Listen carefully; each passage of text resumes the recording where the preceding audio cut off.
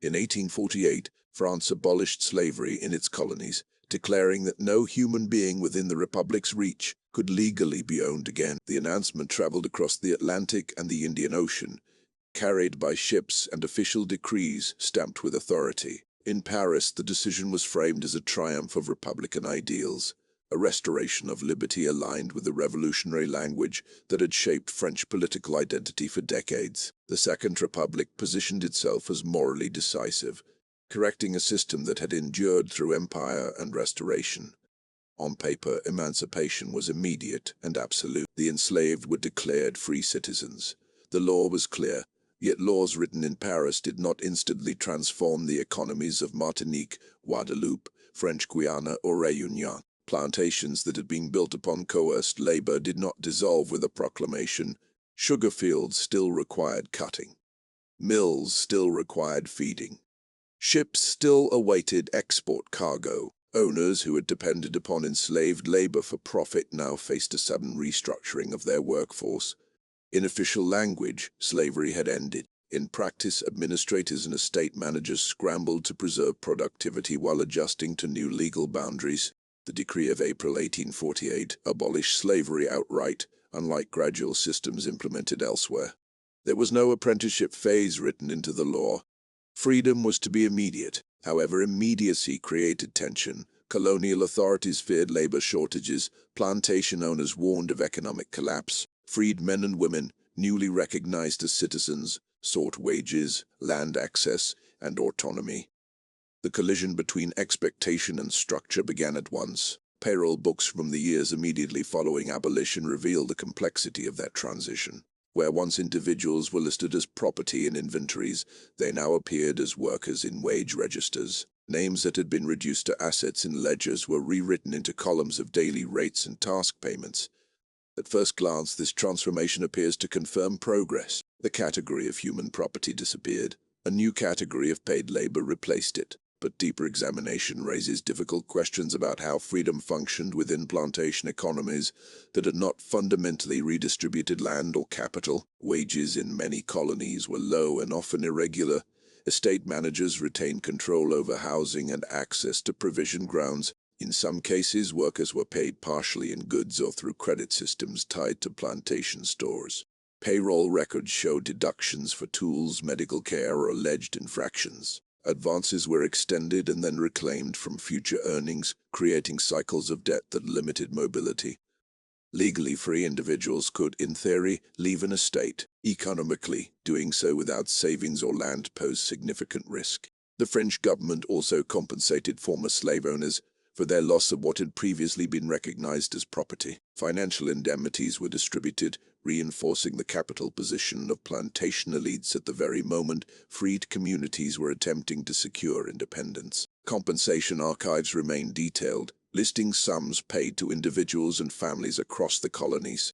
The freed population received no comparable material foundation. The imbalance shaped the decades that followed. In Martinique and Guadeloupe, tensions escalated quickly. Freed workers demanded higher wages and greater autonomy. Planters accused them of idleness or insubordination when productivity declined. Colonial officials often intervened to stabilize labor supply, sometimes implementing regulations that restricted vagrancy or pressured laborers into formal contracts. The language of citizenship coexisted with mechanisms designed to maintain plantation out. Payroll books from this period show frequent hiring and rehiring of the same individuals, suggesting limited alternatives beyond the state labor. In Réunion, the situation took a different turn. Planters increasingly turned to indentured labor from India and other regions to supplement or replace freed workers. Contracts were signed under legal frameworks distinct from slavery. Yet the imbalance of power remained significant. The composition of the workforce shifted, but the plantation hierarchy endured. Payroll records expanded to include multiple categories of laborers, reflecting a layered system of dependency rather than a clean break from the past. The symbolism of 1848 within France itself grew powerful. Abolition aligned with Republican identity and was celebrated as evidence of moral leadership. Portraits of key figures associated with emancipation circulated widely. Speeches commemorated the decision as fulfillment of revolutionary promises. Over time, public memory condensed the event into a decisive moral act. The lived experience within the colonies, recorded in wages, contracts, and disputes, was more complex. Examining payroll books reveals patterns that official proclamations do not capture.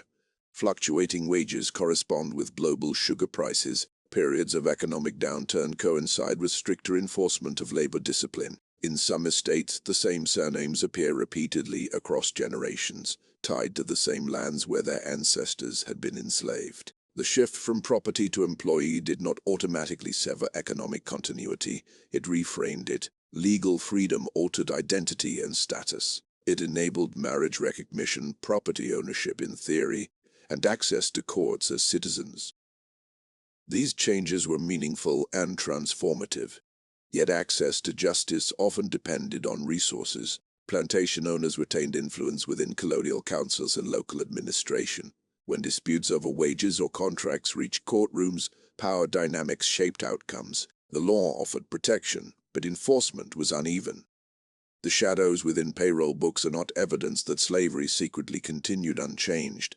The institution of ownership was dismantled. However, the records illuminate how systems adapt. When forced labor becomes illegal, economic structures seek stability through contracts, credit, and regulation. The whip may disappear from official sanction, but dependency can persist through scarcity and limited options. The ledger replaces the inventory. The language changes. Hierarchies adjust rather than collapse.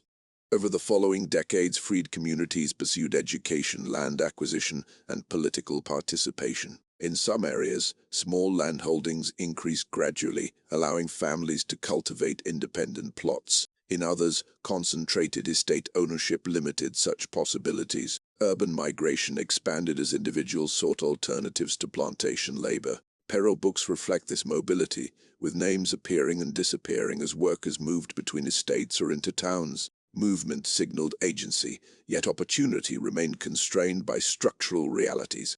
France's broader imperial ambitions continued into the late 19th century. The narrative of 1848 as a moral milestone coexisted with colonial expansion elsewhere in Africa and Asia. The Republic's self-image as emancipatory did not prevent the development of new forms of coerced or semi-coerced labor in other territories. Historians examining this paradox often point to the gap between universalist ideals and economic imperatives. The colonies were sites where those tensions became visible. As the 20th century approached, former slave colonies began to articulate political identities that would later influence movements for departmental status or independence. The memory of 1848 remains central, commemorated annually as a foundational moment. Yet beneath celebration lay unresolved questions about land distribution, wage equity, and economic diversification. The payroll books of the late 19th century show gradual improvements in some areas, stagnation in others. Progress was uneven. The shadows referenced in those records are not conspiratorial secrets hidden in vaults. They are patterns visible to those who read carefully. Repeated deductions, long-term debt cycles, concentrated ownership, limited upward mobility within plantation hierarchies. These details complicate a narrative of immediate liberation leading seamlessly to equality. They suggest that emancipation was the beginning of transformation, not its completion. When modern researchers digitize colonial archives, they often focus on compensation registers and emancipation decrees. Increasingly, attention is also given to wage books and estate correspondence. These sources provide granular insight into daily life after abolition. They reveal negotiation, resistance, adaptation, and constraint. They show individuals asserting agency within narrow margins. They document how freedom was exercised, limited, contested. The end of slavery in 1848 was decisive in legal terms. No person in French colonies could thereafter be lawfully owned. That reality matters profoundly. But the economic world into which freed citizens stepped had been shaped by centuries of plantation logic. Land, capital, and political influence remained concentrated. Payroll books became the new instruments through which labor was organized and controlled. In the quiet columns of those ledgers, we see both change and continuity. We see names restored to personhood within accounting systems. We also see how wages could tether individuals to estates much as ownership once had. The shadows are not evidence that freedom was false. They are reminders that freedom within unequal systems is fragile and contested. France in 1848 proclaimed liberty across its empire. The proclamation was real. The citizenship it conferred altered lives and legal standing, yet the transformation of economic reality required more than decree. It required redistribution, access, and sustained reform. Payroll books, dry and numerical, carry within them the human story of that struggle. They show that emancipation opened a door. Walking fully through it took generations. History often celebrates the moment of legal change and compresses the complexity that follows.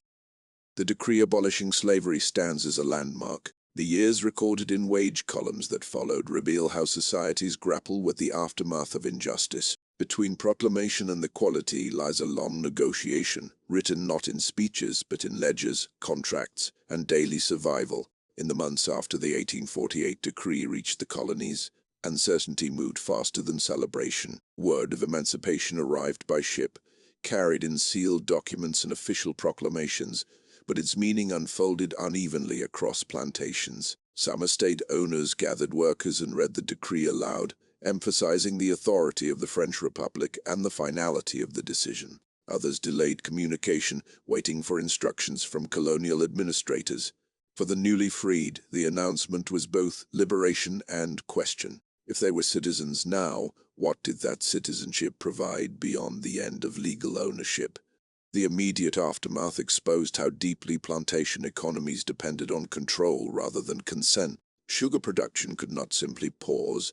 Mills required constant operation. Export contracts had already been negotiated. Planters feared that freed workers would leave en masse, abandoning fields and crippling harvests.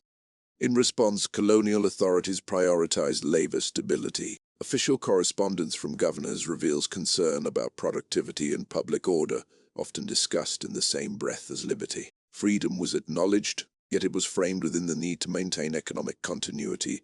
Payroll books from 1848 and 1849 show a rapid restructuring of categories. Individuals previously listed in slave inventories began appearing as day laborers or contracted field hands. Wages were set, but they varied widely by region and estate. In some plantations, rates were negotiated collectively. In others, they were imposed. Payment schedules were inconsistent. Delays were common during periods of low sugar prices. Freed workers sometimes accepted advances to meet immediate needs, binding them to future labor until the debt was cleared.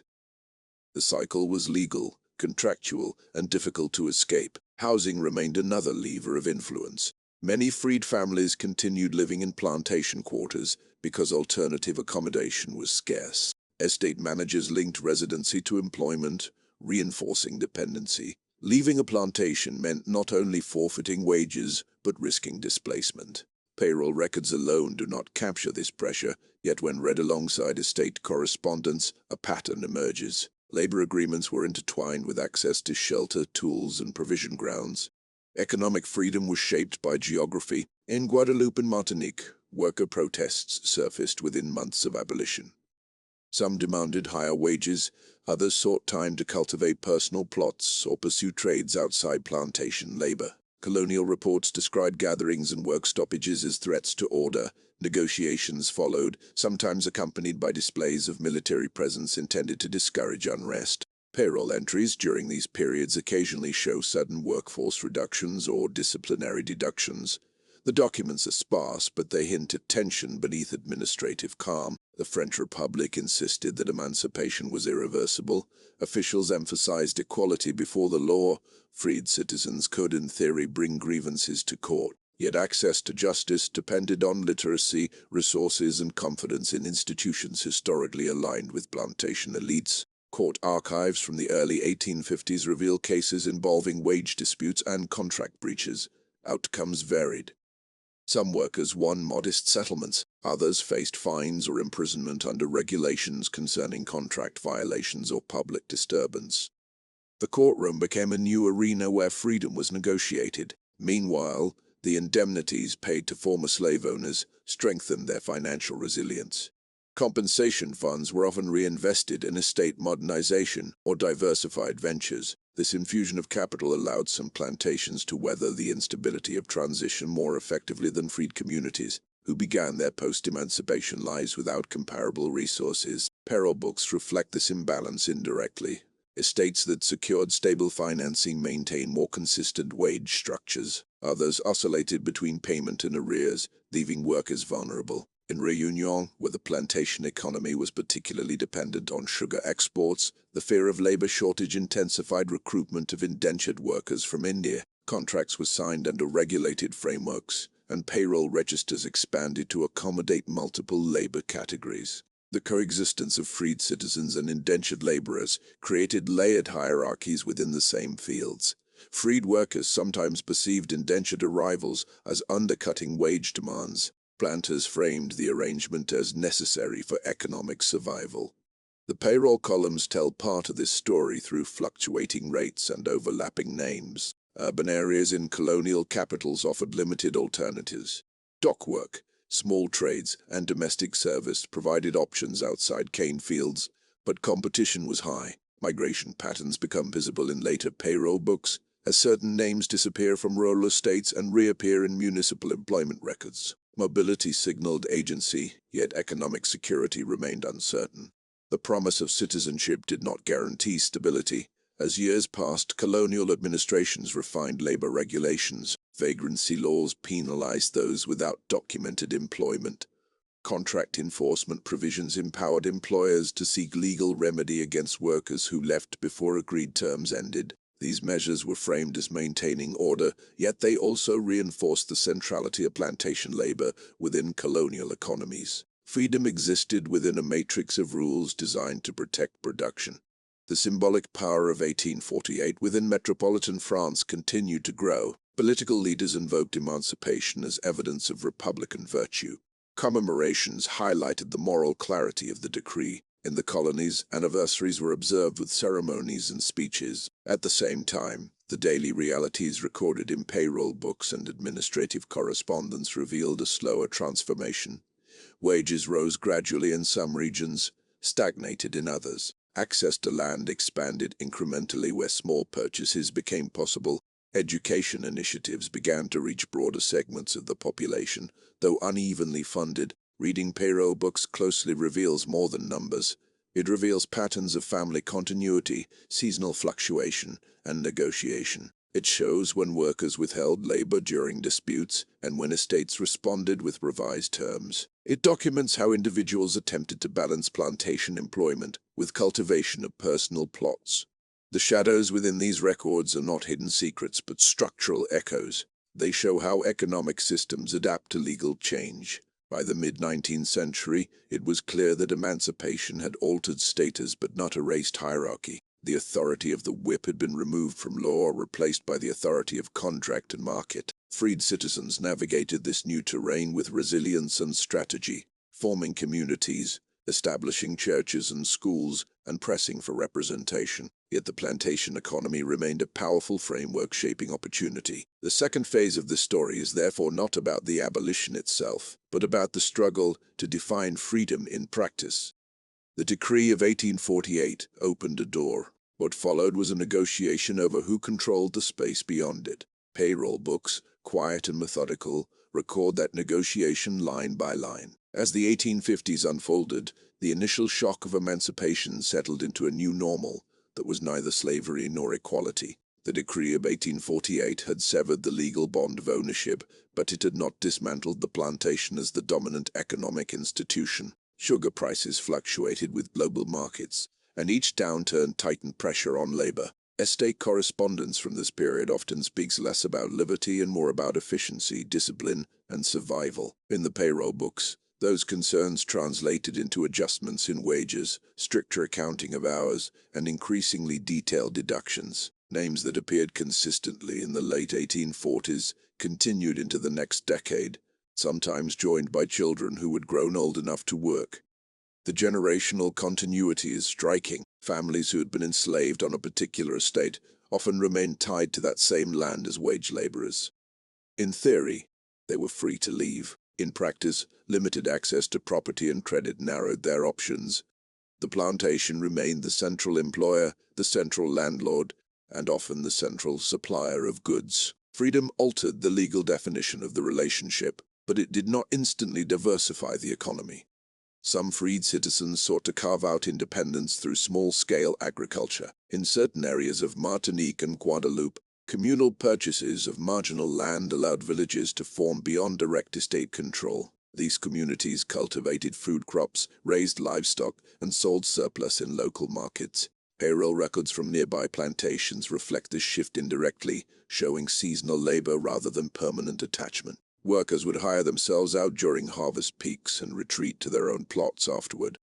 This pattern signaled negotiation rather than submission. Yet the land available for such autonomy was often limited and less fertile than estate holdings.